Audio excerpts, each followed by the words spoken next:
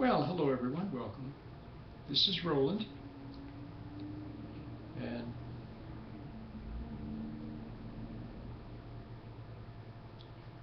hello everyone, this is Roland, and today I want to talk about men and women.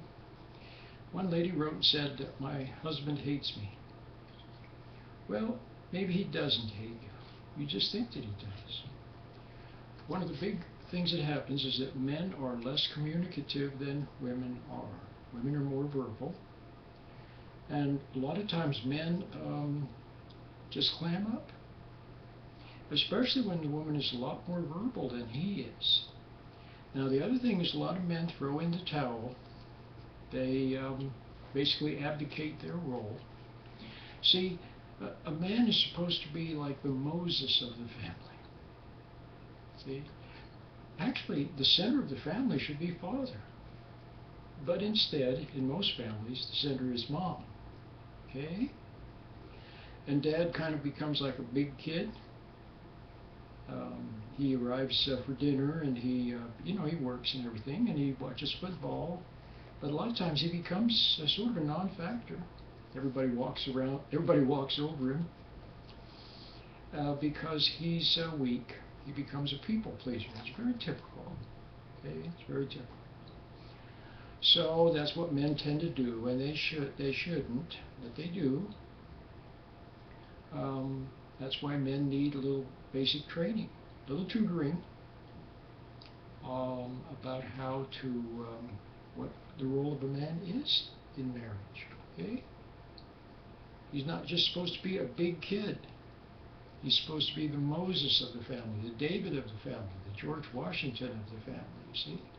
And as the years go by, he's supposed to become more fatherly, with wisdom, patience, understanding, see?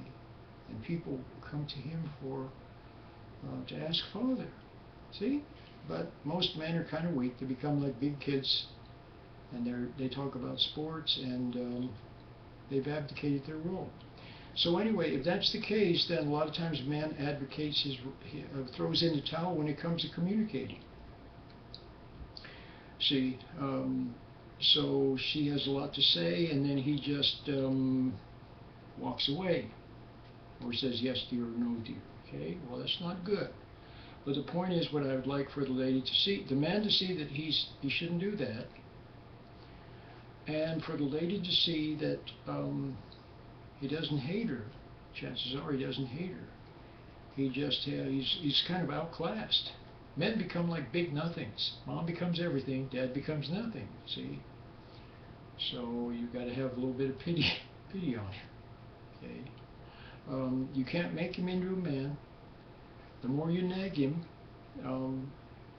the more he's likely to clam up, and it's not going to work. And even if you were able to make him into a man, then he would just be a man in your image. See what I mean? Okay, the other thing I want you to be aware of is that there was a man who wrote a book called Men Are From Mars, Women Are From Venus. Remember that book? Very popular. And he wrote some other books. John Gray is his name. And I want you to read my books, of course, like Putting the Forever Back in Love. What a wonderful book this is, especially for you men. Okay? Ladies too. But anyway, I wanted to tell you about, he wrote a book called Women on Fire, Men on Ice. And he's talking about the difference in hormones, okay? And the difference in how men and women handle stress. And the classic example is the woman has been all day at home with the kids, all stressed out, or she's been at work all day. And when he comes home, she wants to talk. She wants to talk. But what does he want to do? He wants to sit in a chair and zone out and just stare at the TV for a while.